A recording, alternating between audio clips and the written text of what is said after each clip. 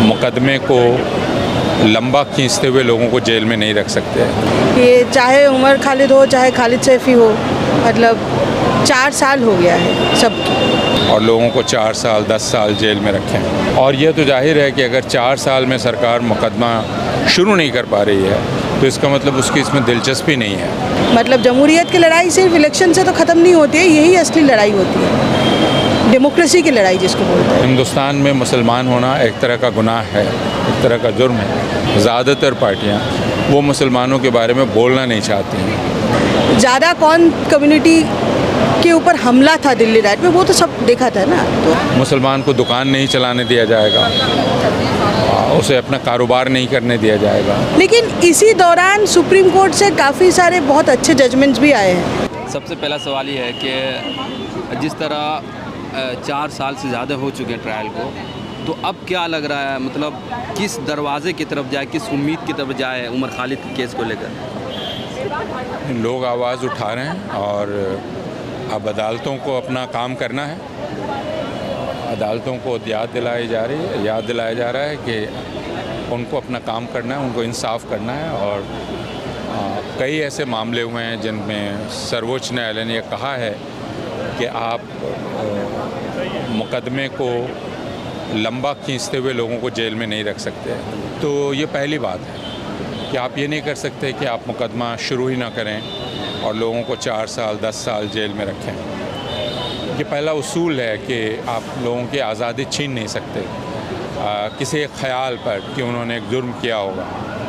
और यह तो जाहिर है कि अगर 4 साल में सरकार मुकदमा शुरू नहीं कर पा रही है तो इसका मतलब उसकी इसमें दिलचस्पी नहीं है।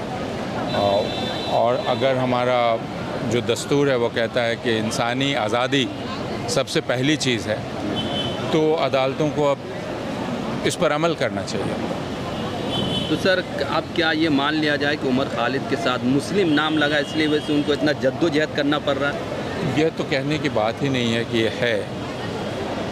इस मुल्क में और आज के दिन भारतीय जनता पार्टी के नेतृत्व वाली सरकार में पिछले 10 साल से हिंदुस्तान में मुसलमान होना एक तरह का गुनाह है, एक तरह का जुर्म है। और उसको सिर्फ मुसलमान होने की सज़ा मिलती है। वो मुसलमान दिखता है तब उसको मारा जा सकता है।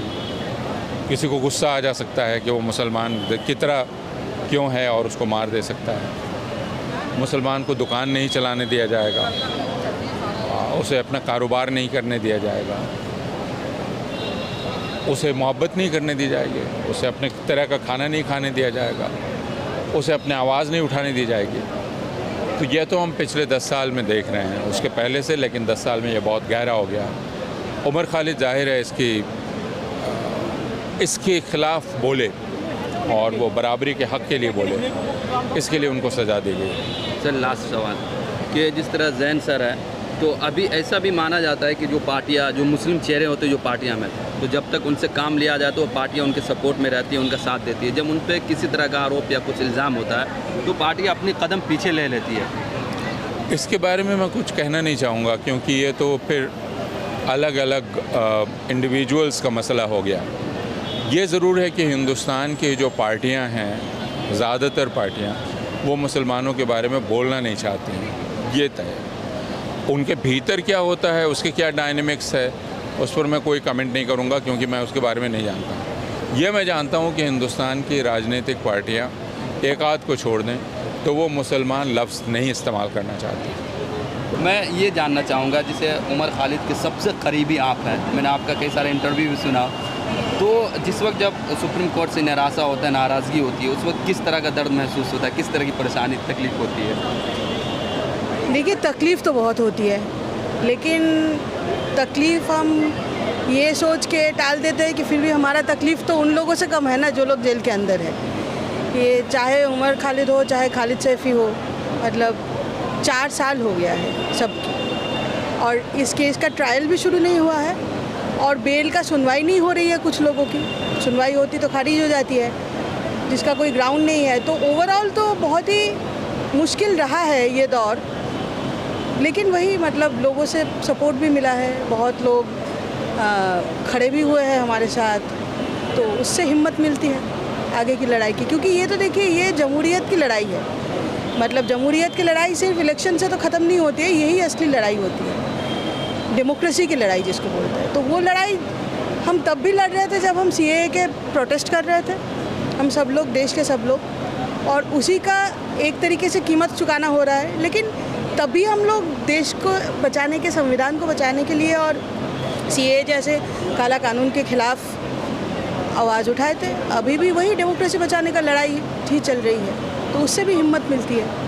तो अब आप लोगों की आखिरी उम्मीद क्या है इंसाफ को लेकर, क्योंकि हर जगह से आप लोग को निराशा देखिए, कोर्ट से उम्मीद है हमारा, ऐसा नहीं है कि कोर्ट से उम्मीद नहीं है। कोर्ट में हालांकि काफ़ी लेट हुआ है। ये खालिद सैफी, गुलफिशा जैसे लोगों की तो 2 बार 2 जज के सामने पूरा आर्ग्यूमेंट्स हुआ, ऑर्डर रिजर्व हुआ, उसके बाद जज ट्रांसफ़र हो गया तो फिर से शुरू हुआ। आज पता चला है कि दूसरा जज भी चला गया है, ट्रांसफ़र हो गया है, तो 2 साल उन लोगों का ऐसे निकल गया। लेकिन इसी दौरान सुप्रीम कोर्ट से काफ़ी सारे बहुत अच्छे जजमेंट्स भी आए हैं जो इसी बात को एड्रेस करता है, जो UAPA के डिले के चलते लोगों की बेल ग्रांट किया है, तो उसमें भी सिविल लिबर्टीज़, ह्यूमन वैल्यूज़, ये सारे के बारे में बात किया गया है। तो उन सब से हमें आशा है। जुडिशरी से ऐसा नहीं है कि जुडिशरी अच्छा जजमेंट्स नहीं दे रहा है, तो हमें आशा है कि कोई ना कोई जज ये पूरे शरारत को भी they will see through and they will give us the right judgements. जब मैं आपका इंटरव्यू सुन रहा था, उसमें आपने उमर खालिद साहब के जितने सारे स्पीसीज है जिनके जरिए UAPA लगा उन पर, आपने कहा बिल्कुल बोरिंग स्पीच है, ऐसा लग रहा है, वो देखने में लग भी रहा है। तो आप क्या लग रहा है, सिर्फ मुस्लिम नाम होने की वजह से इतना जद्दोजहद, इतना स्ट्रगल करना पड़ रहा है? हाँ, मतलब देखिए, बोरिंग स्पीच से मेरा बोलना यही था कि कोई भड़काऊ भाषण तो नहीं था वही। हाँ, तो हाँ, ऑब्वियसली अभी देखिए जो लोग जेल के अंदर अभी है सारे के सारे मुसलमान ही हैं, तो ये तो कोई कोइंसिडेंस तो नहीं है। हालांकि हम लोग देखे थे कि दिल्ली राइट्स में जो लोग मारे गए थे, दोनों कम्युनिटी से मारे गए थे, लेकिन ज़्यादा कौन कम्युनिटी के ऊपर हमला था दिल्ली राइट में, वो तो सब देखा था ना। तो लेकिन जिनके ऊपर हमला है उन्हीं को अभी गुनहगार ठहरा रहा है उन्हीं को, तो ये तो मुसलमान नाम होने का एक बहुत बड़ा कारण है ही।